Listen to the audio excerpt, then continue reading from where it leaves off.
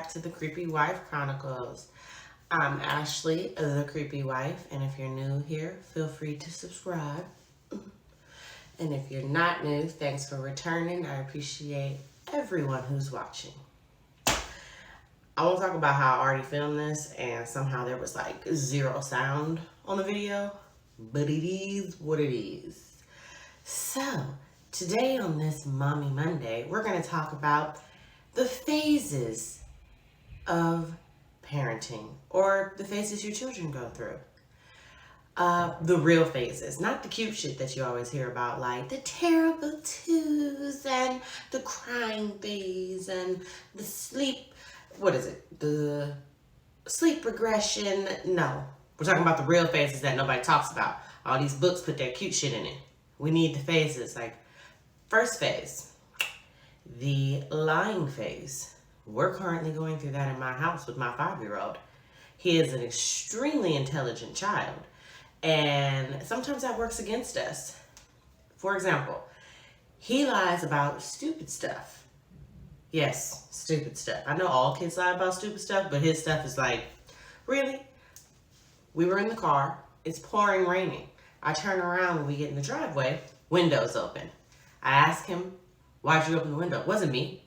I don't know who opened the window. My sister opened it. Okay. All of those are easily disproven because you're the only one who could roll down the window. Mommy's not going to roll down the window simply because it's fucking raining. And your sister can't reach your window controls. So the only person that could have rolled this window down is you. And the crazy part about it, you're lying because of what? I was going to tell you, don't do that. It's raining. It's not good, blah, blah, blah. But you decided to lie instead and make it a bigger issue. And then right after that lie, where it took me 3 times asking you for you to even admit that you rolled the window down, you lie about putting the Lego in your mouth. And then try and tuck it in your cheek. I can see you. I'm looking dead at you. What the Why? Why? Just tell me. You know you're not supposed to put Legos in your mouth. It's dangerous. Everyone knows that. Okay? You can swallow it and choke. But you still did it, and I was going to say don't do that. Remember, it's dangerous, but you're going to lie to me and tell me that nothing's in your mouth and try and hide it. And I have to be like, okay, how about this? You don't spit it out. We're going to have bigger problems when we get up in this house. So finally he spits it out. And I am 100% an advocate for psychological punishments. So we get in the house, no tablet, no toys, sit on the stairs, wait until I come punish you. I didn't do anything. That was his punishment, the waiting game. He was able to build up in his mind how scary his punishment would be. Like, is mommy gonna pop my butt? Is mommy gonna throw away my toys? Is she gonna make me do wall sits? There's so many things. And then I kept walking back and forth in front of him to make it even worse. And after a while, I turned and looked at him and was like, and wait till your father gets home. Yeah, let's add on to the stress here. Yeah, I 100% recommend psychological punishments. They work better than most punishments because kids will build up the fear in themselves and eventually come to you and do the right thing, because all he had to do was tell me why he lied, but he kept saying, I don't know, because I didn't want to get in trouble. No, not because I didn't want to get in trouble, because I knew you'd be mad. So you lied knowing that I would be mad, and that's the reason why you lied, because you wanted me to be mad? Stop saying words. Really think about what you did. You have to be accountable for your actions. It's that simple. Yes. So he's been just on a roll with the lying, and it's driving me insane. So the lying phase. I know it probably lasts through your teenage years and so on, depending on, who you are, how you were raised. But that shit don't fly in my house. You're not just gonna sit up here and lie to my face. What? And I'm not saying that. I understand every child is gonna go through this, especially in the teenage years. Come on, we all lied. It's a thing. However, I need you to be smart about your lies. Like, lie because you know it's something that's detrimental to your health, somebody else's health. You're trying to keep a secret. Don't lie on some simple shit. Like, who rolled the window down? And you're the only one who can roll the window down right now. The logic of a 5-year-old. The next phase that we should talk about. Now, granted, if you follow me on Instagram, you probably saw me post about this, because if this isn't a phase, then my kids are just broke. I'm going to put a video in right quick so you can see, better yet, you can hear about the next phase.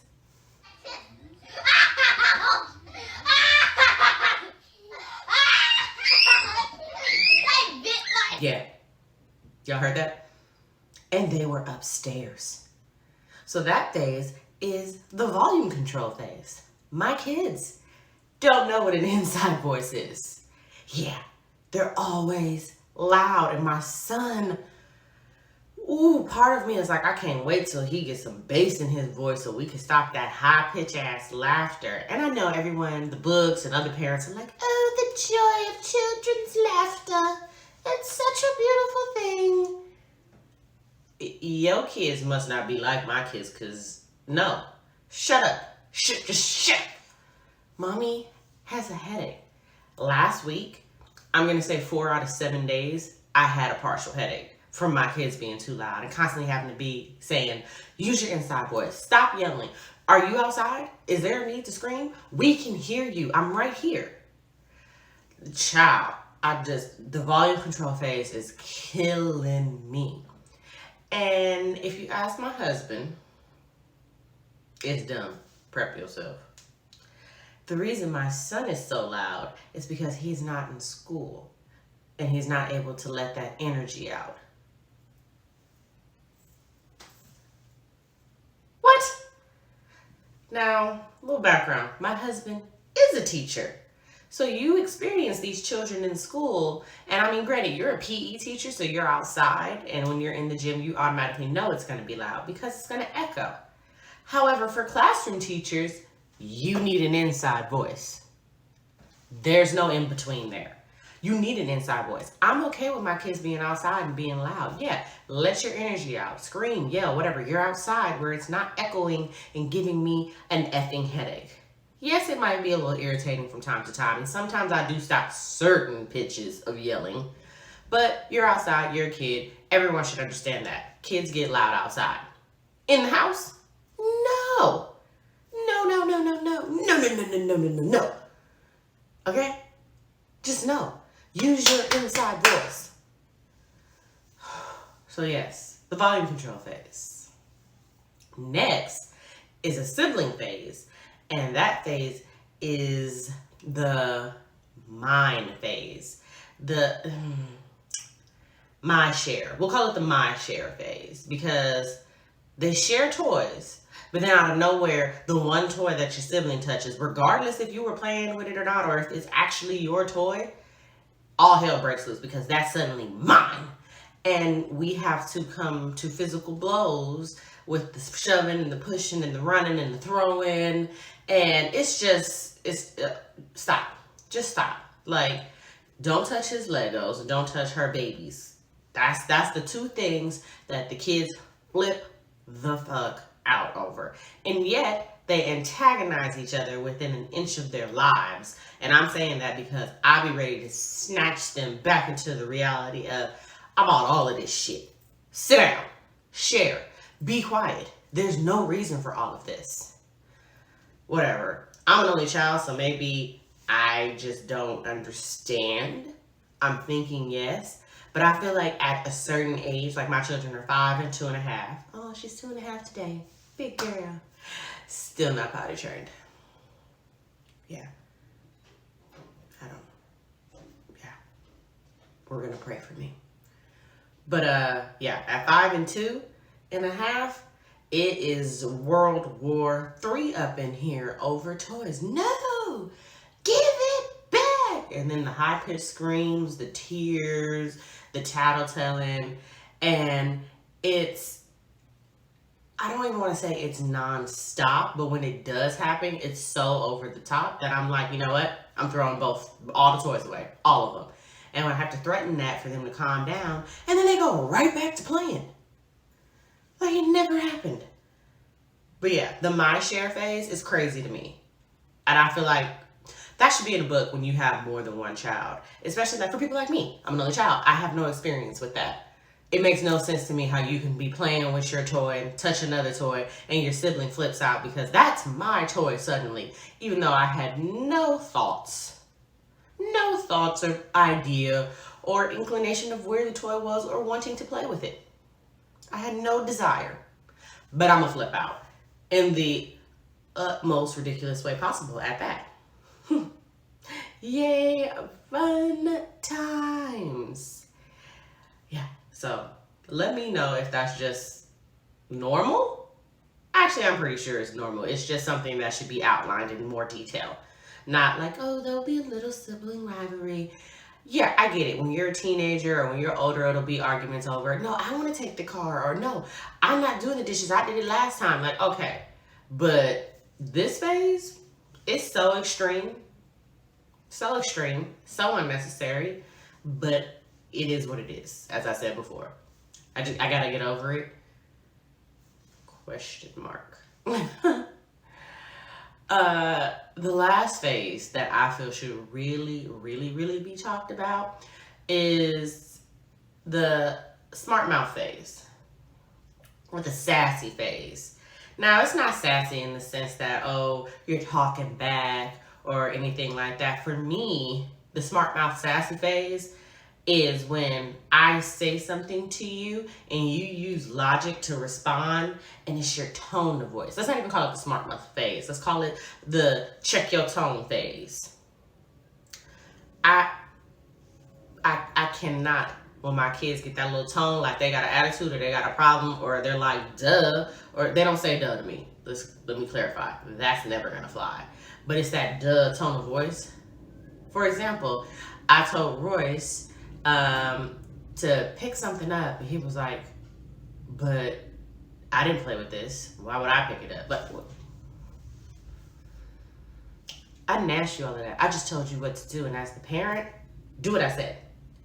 Okay? It's just always like some little tone of voice that's a little too slick at the mouth for me. And as a parent, you catch yourself thinking like, the fuck you say? But you don't want to say that to your kid. Okay? I get it. You don't want to come at your child like, bruh, who are you? Who? I've taken to literally just staring at my child when he does something or when she does something. And she does it a little less because, she's 2.5. Her words aren't as developed as his. And her tone of voice is like, sometimes she'll be like, okay. But girl, who? So what I do when my kids do shit like that is this face here. And who you think you're talking to? Who you talking to? And then both of them were, nobody. That's what I thought. Check your tone. Check your tone. Mommy, don't play that. We will never have a disrespectful tone. It's not okay. And it's not okay at any age. I don't take that tone with my mama, and I am 32 whole ass years old. Okay? We just don't use that tone of voice. But that is something that they should put in the book, that when your child hits a certain age, I'm going to say starting at 2.5, they start trying to get this little sassy ass, smart mouth tone of voice. And it's like, in the book, it should say, please refrain from cussing your child out. Yeah. And all of the phases I know are a part of growing and like learning and maturing. I get it, but there are some phases that I promise you should have been told to me because I was ill prepared for not what they're doing, but for my response. That's why these phases should be talked about, because you need to mentally prepare yourself for certain responses. Like, I need to know that this is going to happen or this may happen so that I don't lose my cool in a crazy ass way. So yeah, all of these phases definitely need to be talked about. Are there more phases that you feel should be added that your kids are doing? Let me know. Hell, let me know if there's phases that you've seen other people's, like your nieces, your nephews, your little brothers and sisters, strangers' kids. Like, I know they said the temper tantrum phase is something. My kids don't have temper tantrums. But they sure got smart mouths, little sassy ass check your tone tones. So maybe it's that the books are trying to downplay parenting. But it's like, we love our kids. I'm obviously going to take care of you, raise you, love you, make sure you're safe, happy, and healthy. But Are you really a parent if you've never had a moment where you're like, you know what? We're kids. Yeah. You feel like that sometimes. You're not going to get rid of them. You might think about selling them on Etsy for a smile because you made them. But it is what it is. We know you love them unconditionally no matter what. But it's definitely some preparation for your own attitude that needs to be thrown in there. A little knowledge, little drop of knowledge. You know what I'm saying? Lord. Sometimes parenting is just so extra. Like, ugh. Who decided this? Like, yeah, okay, I decided it because I popped these babies out, or in my case, they got cut out. But damn, this is a lot of work. All right, well, let me get out of here before they figure out I'm missing because it's a holiday and they come searching for me. I've had a good go of it. Yeah. Yay me. And yay my husband for keeping them busy. But yes, please don't forget to like, comment, subscribe, and share because sharing is caring. Woo! And I will see you beautiful people next video. Oops. Don't forget to follow me on Instagram at The Creepy Wife Chronicles. There's fun things that happen over there. Quizzes, crazy moments, all kind of fun shit like that. And yeah, I will see you beautiful people next time. Mwah.